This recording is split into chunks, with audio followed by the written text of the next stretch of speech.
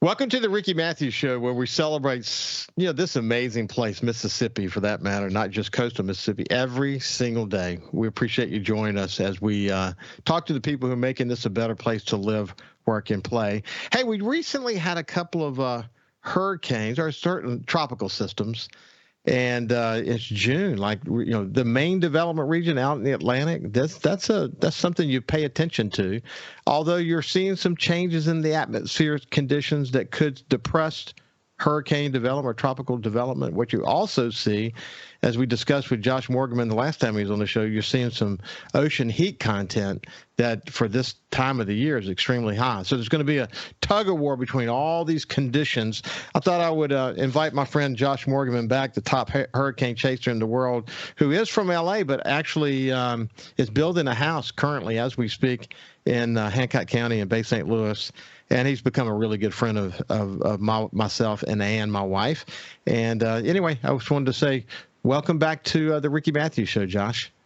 Awesome to be back, Ricky. I always love coming on. Thank you. It's good to see you. Hey, we went over to visit with Josh last week, and we had dinner at Fields. I sent my friend Phil Nico a note, and we got to meet Lloyd, his uncle, there at the restaurant. Had terrific service and a terrific meal, and we got a good visit in. Josh was in town partly because the season's starting, and he's now in his hurricane house as he awaits the next chase opportunity. It could be anywhere in the world. And then on top of that, he's actually sort of overseeing this project to build his own hurricane house in Bay St. Louis. So we'll talk a little bit about that, actually, because he's going through a fortified process, which will drive his insurance rates down. I've talked before about when Ann and I built the house that we're in now. We built to the gold standard and add some cost to construction, but our insurance rates are much lower as a result of that. So Josh is going through the same process, and we'll bring you up to speed on all that here in just a second. But anyway, welcome back to Mississippi. You feel like you're home again? Oh yeah, absolutely. It does feel like home. It's my fourth year here. And it actually, when I first came here from California, I will admit it was very exotic. It's like coming to another country. That's a cool thing about the U.S. There's so much variety that, when you go to other parts of the U.S., you feel like you are in another country. But now it does have sort of a familiarity. And yeah, this is my happy place, man. I love it. I love the heat. I love the humidity. I love the old houses. I love the history. I love it all. I noticed that you've already, you're kind of a workout nut like me, and you drove your bike from Bay St. Louis to Biloxi and back again in this extraordinary heat, and it will test you, won't it? It will let you know whether you're in hurricane chaser mode yet or not, won't it? Oh, 100%. It's sort of like training here. I'm a runner as well. Running and cycling here, it's almost like altitude training.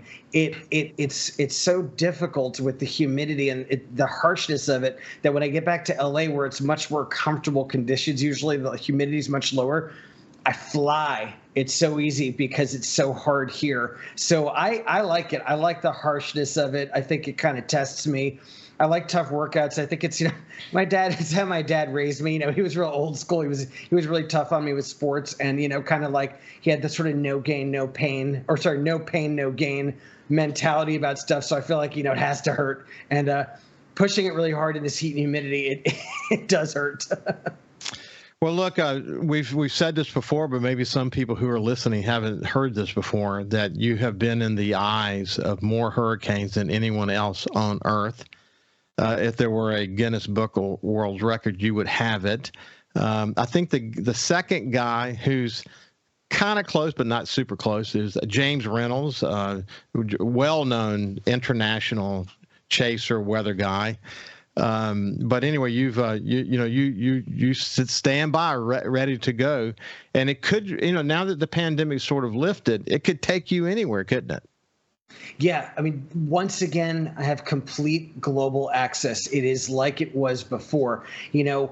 In 2020, it was basically just the U.S. and Mexico. I had Mexico also because of just the very liberal travel arrangements between those countries, but that was it. was a very small world. And then it started to expand a little, but now we're back to just full global access again. I think you can go anywhere, and that's really good. Even places like Japan that were closed off, now it can get there. And that's exciting again, because I don't like to just chase North America. I like to chase around the world, and kind of hitting new turf, new places is kind of part of the game for me. In my opinion, real hurricane chasing, like really doing it hardcore, it's doing it abroad.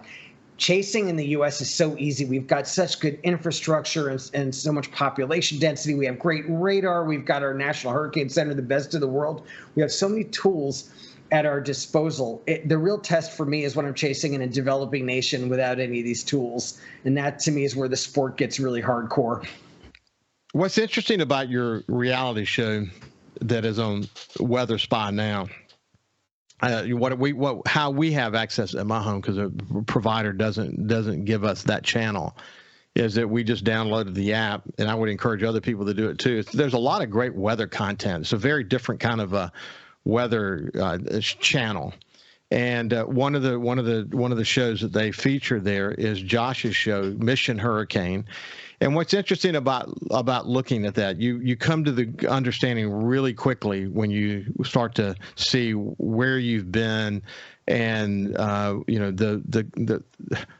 so many times you put yourself in situations where you're going somewhere you've never been before. Obviously, you've never been before, whether it be Haiyan in the Philippines, or some incredible chases in Mexico, or the now kind of famous chase you did in the Bahamas, and then of course America. When you talk about global nature of things, you're really willing to do it. So people who really, I tell you, I said this before, but the production quality of Mission Hurricane is really good. And I would encourage people to go watch. You get to know Josh a lot better through that show. As I said before, I think one of the things you're doing is you're also saving people, because they're going to ask themselves the question, as you experience the eye of these storms, would my home be able to withstand that? And a lot of times the question is going to be, I'm not sure, or else no, it won't. And that might cause people to want to get out. So if people are wondering about what the impact of a hurricane might be if you were going to get hit by the eye of the storm, go watch Mission Hurricane. You'll be glad you did. But it is a great way to see the diversity of the chases that you've been involved in, isn't it? Yeah, 100%. Experiencing hurricanes in different parts of the world, you don't realize how different it is. Like, for example, in the U.S., especially on the Gulf Coast, especially in Mississippi, we worry so much about storm surge because of just the very unique nature of the topography here. We've got, the coastal Mississippi is so low-lying, and then the water offshore is so shallow that creates these gargantuan, just mega storm surges. Okay, guess what? In other parts of the world, they don't have that problem. You're chasing in Japan, the Japanese islands that get typhoons, they get almost no storm surge on some of these islands because of the unique nature of the topography there. It's the opposite. There's no evacuating. You can just ride out a hurricane right on the coast. The water might come up 2 feet, even in like a Category 3. It's really crazy. Storm surge is not an issue in some of these places. It's just it's so interesting, and also the way different populations react is really different. In East Asia, in Taiwan, in Japan, stuff will stay open during a typhoon. Even in a Category 4, there'll be convenience stores just open during the storm. Even if the glass is breaking, it's really weird. It's so funny. Each culture just has a unique reaction to these things. That's interesting to me. That's one of the reasons why during Haiyan, in the Philippines, you found yourself moving from storm chaser to lifesaver.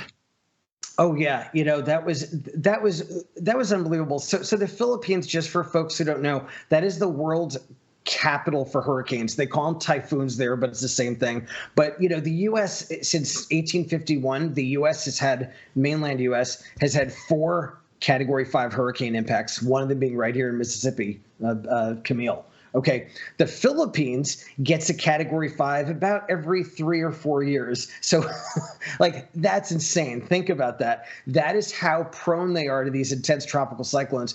And in a way, the folks, they're very kind of experienced and they get it. But the problem is, and I saw this with Super Typhoon Haiyan, which was a Category 5, their experience with typhoons, they're also experienced that I think with Haiyan, it led to a false sense of security. Folks felt like they'd been through that drill before, and they didn't realize how unique Haiyan was, that this was like the typhoon of typhoons. And unfortunately, I think that false sense of security, it led to thousands of deaths, thousands.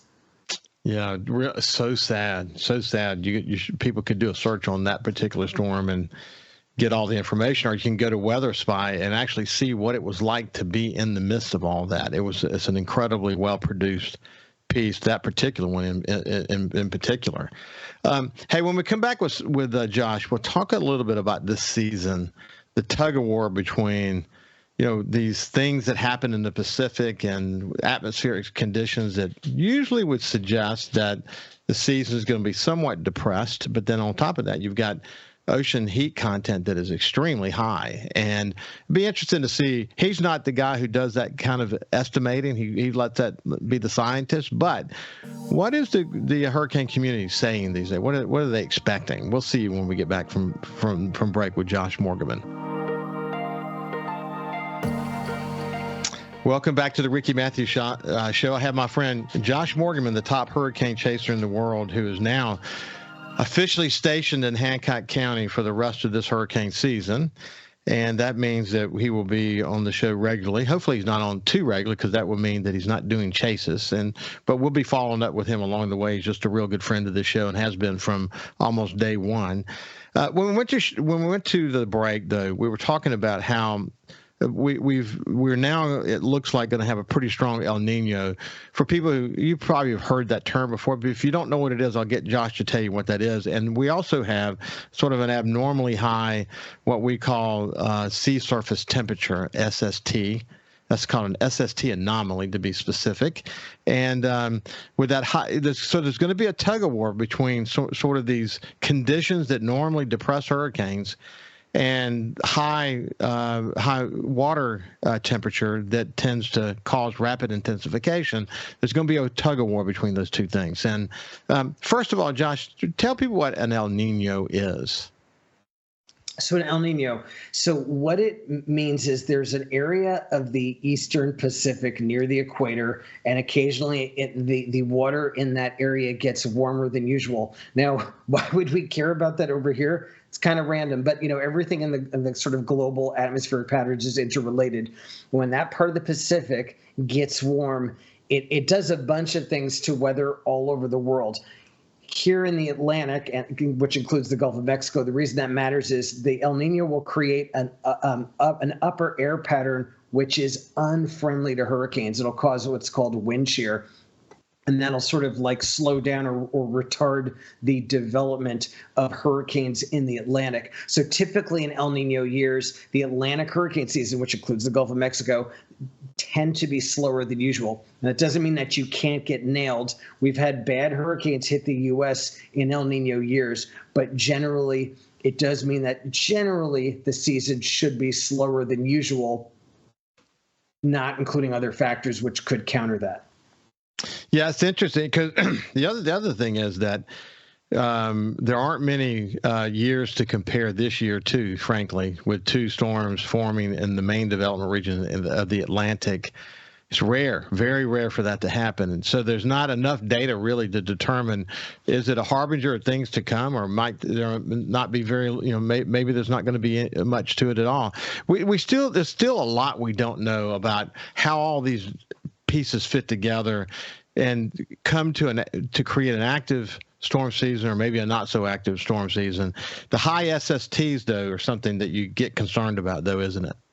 Yeah, so that's the other sort of big factor here, which you've alluded to. So we have the El Nino, which seems to suggest that, okay, maybe we won't get as many hurricanes this year, but then we have the very high sea surface temperatures. And I look at the anomaly maps each day. The anomaly maps, they're color-coded, showing how high above normal or how far below normal the sea surface temperatures are. And all across the tropical Atlantic, across the Caribbean Sea, and across almost all of the Gulf, except a little part of the Northeast Gulf near kind of Appalachia, of Florida, they're just well above normal everywhere, and that's jet fuel for hurricanes. So I look at this year as sort of a tug of war between these two factors, the El Nino, which is depressive, and the very high sea surface temperatures, which augment activity. And it's like, okay, which is going to win out? And I think it's going to be interesting to see what happens. Now, I will say this one thing.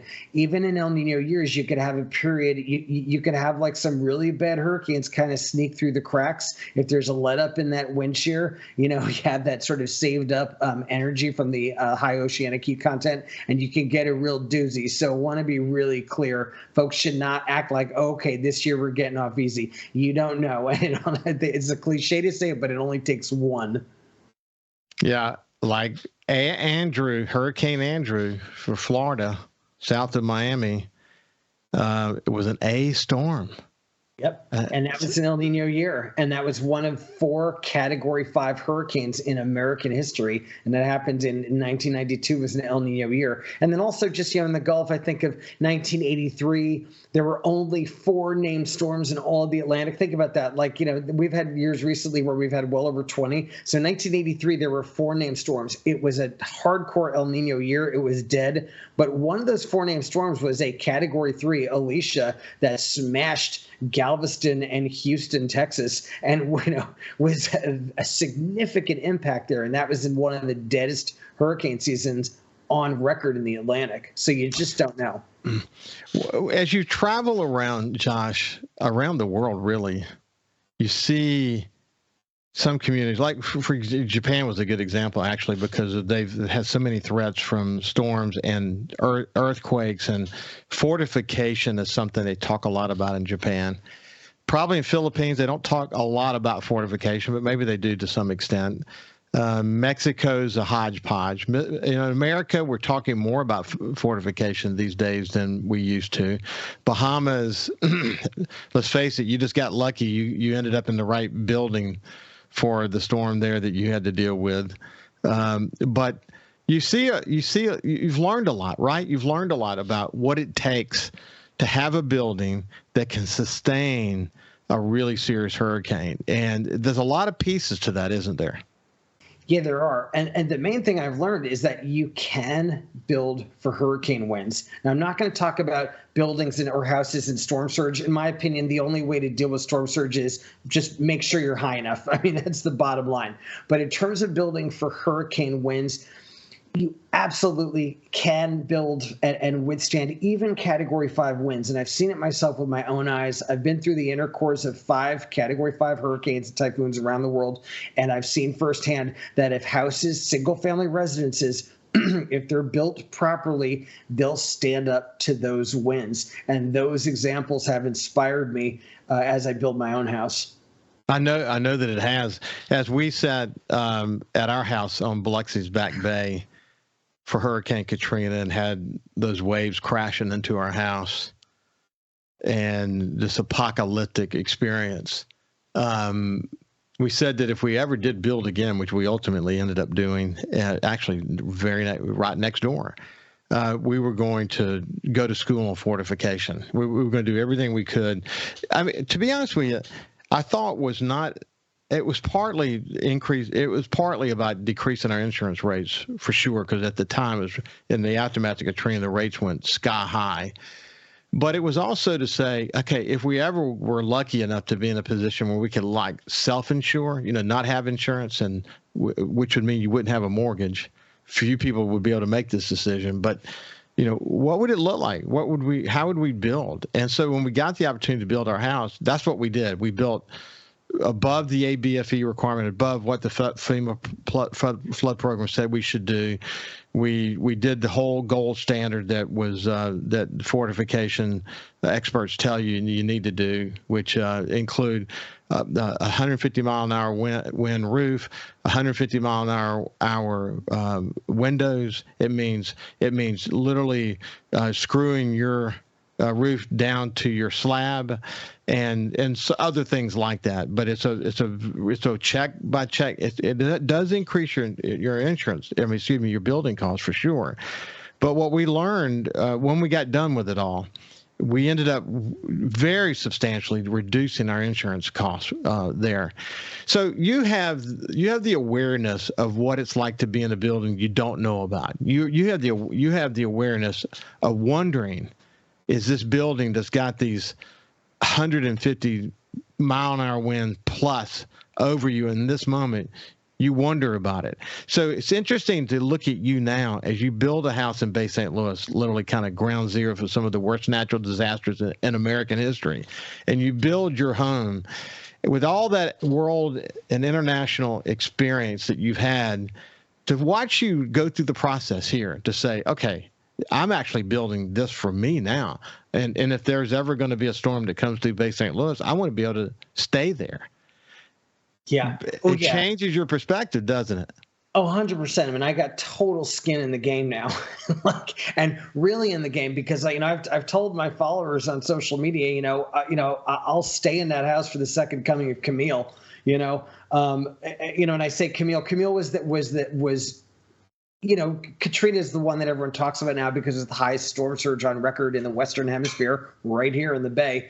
But Camille, second strongest hurricane in American history in terms of wind, and that inner core passed right over Waveland, Bay St. Louis, past Christiane.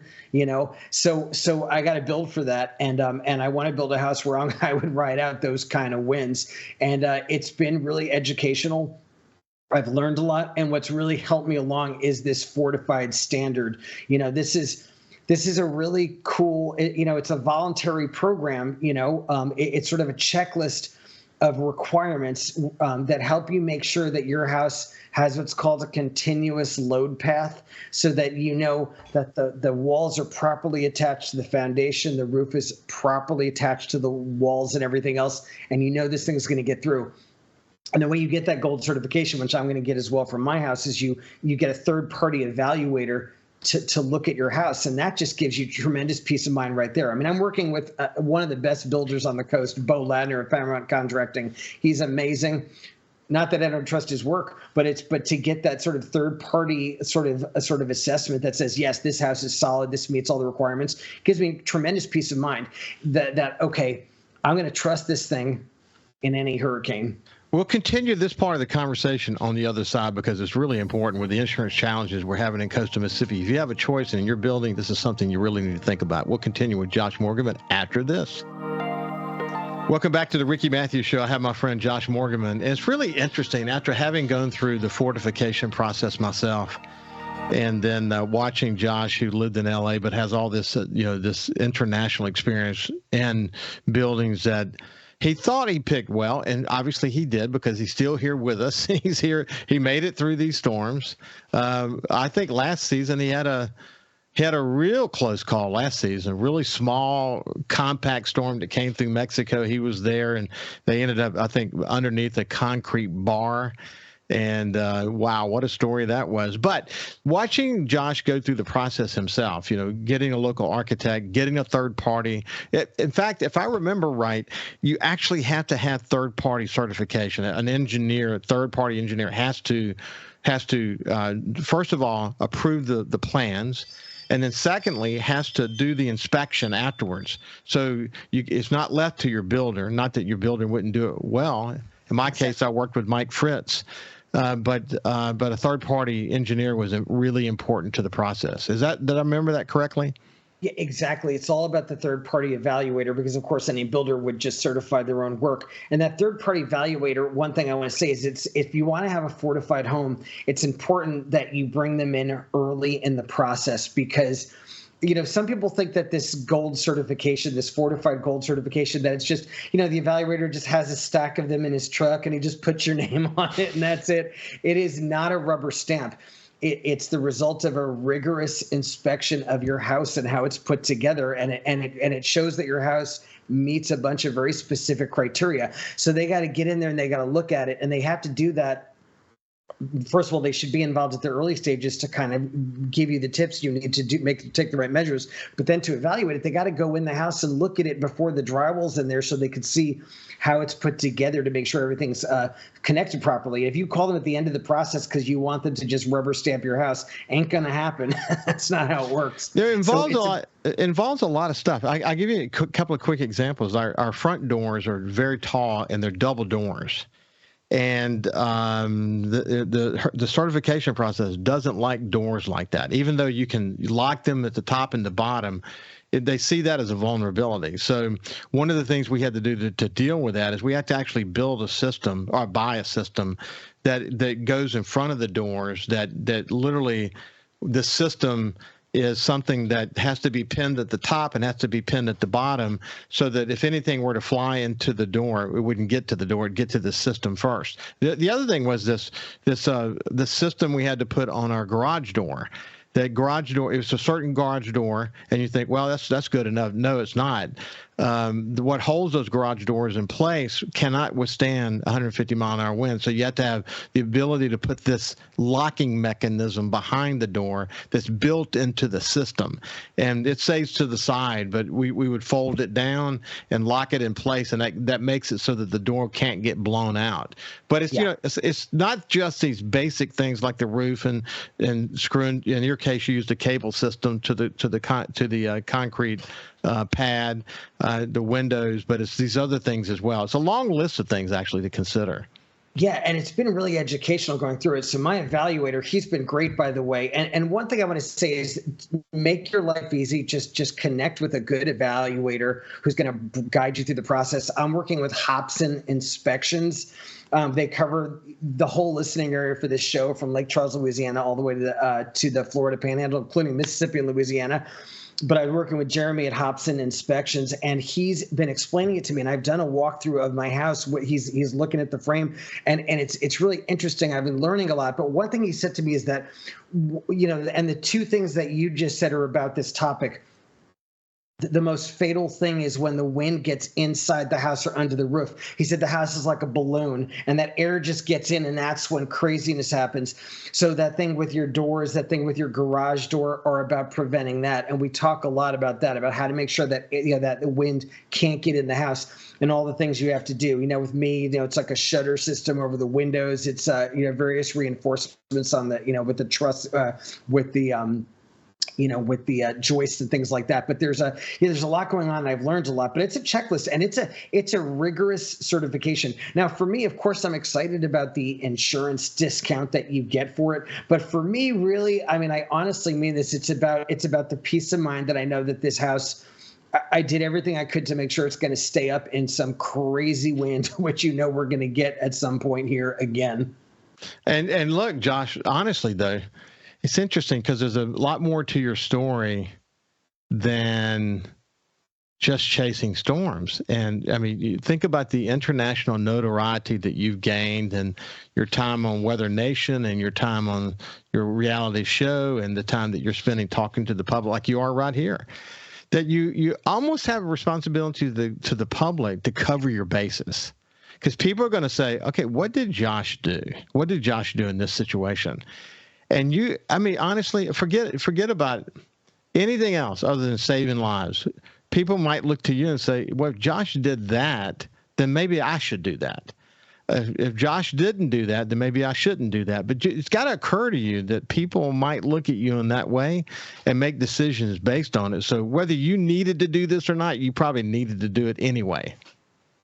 I absolutely feel that responsibility of setting a good example, 100%. And it's so funny the way I've changed over the years. When I started chasing when I was younger, I was just this selfish yahoo, just this young adrenaline junkie, like screw the world. I don't care what anyone thinks. I'm just going to do my own thing, and I don't care. And I do feel, with the notoriety has come some responsibility. And I feel like, all right, a lot of folks do look to me for advice about this stuff, and I got to set a good example. So what I'm trying to do is just share the things that I'm doing to make my house hurricane resistant and pass along the good wisdom. The good thing about Fortified, that program, is that it's based on years and years and years of research. And so it's like there's science behind it. It's not just like some random folks making random requirements. So I'm going to rest easy because of it. I'm glad I'm doing it. I'm glad I'm going to have that gold certification to match yours. And I recommend everyone get it because it is just the insurance savings alone are huge. Josh, we had an insurance committee that worked heavily after Hurricane Katrina within the Governor's Commission on Recovery, Rebuilding, and Renewal. And then when we went to Alabama, when I went to Alabama and ended up leading for Governor Riley the oil recovery planning effort for him, we had an insurance committee. And one day he asked me, he said, why do we have an insurance committee for an oil recovery situation? I said, because the economic recovery of this region is dependent upon having affordable insurance costs. And so it's just an important variable that all these businesses and people are going to have to deal with in addition to the oil situation. So it's just something we've got to do if we want this community to be resilient. It's part of the resiliency discussion. And we had a great committee. They did incredible work.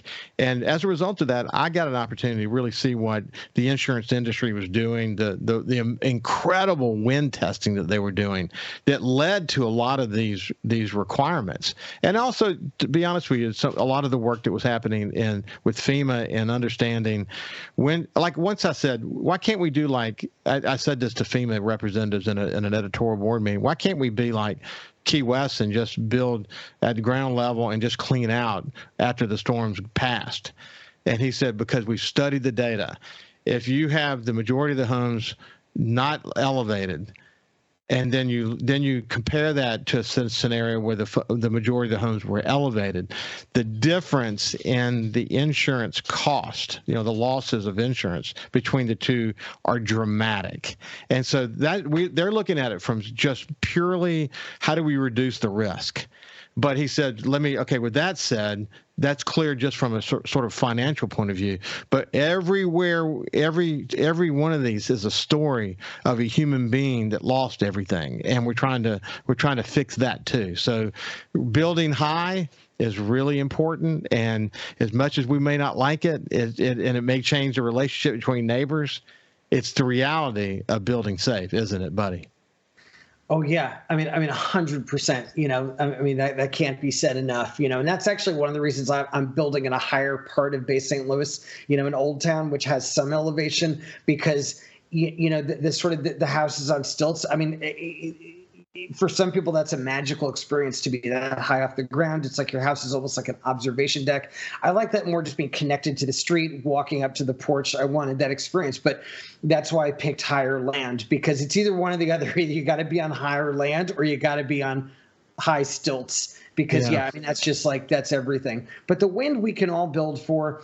And one thing I want to say about the stuff that I'm doing to reinforce my house, to make it strong, to make it fortified gold, most of it is not very expensive stuff. So much of building for hurricanes, it's like it really exemplifies that old saying of like an ounce of prevention is a pound of cure. It's little things, inexpensive clips and straps and things that are not expensive parts that you put at the important connecting points in the house. And those make all the difference between the house just blowing away like a house of cards or just standing solid in an intense hurricane. Hey, when you talk about clips, I'm certain they have to still make those, but ply locks, where you can cut for like an inserted window. In fact, we're coming to the end of the segment. I'll say this on the other side. But you think about a relatively inexpensive clip. I'll explain to you how it might have saved our lives for Katrina. We'll get back on the other side with Josh Morgerman. See you after this break.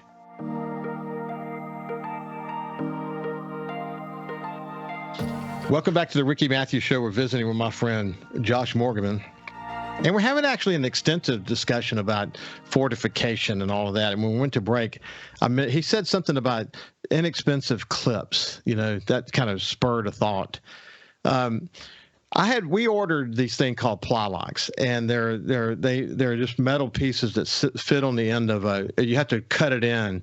You have to cut the plywood to fit insert into where the window is located. And then these locks, once you push it, it kind of locks that piece of plywood in place.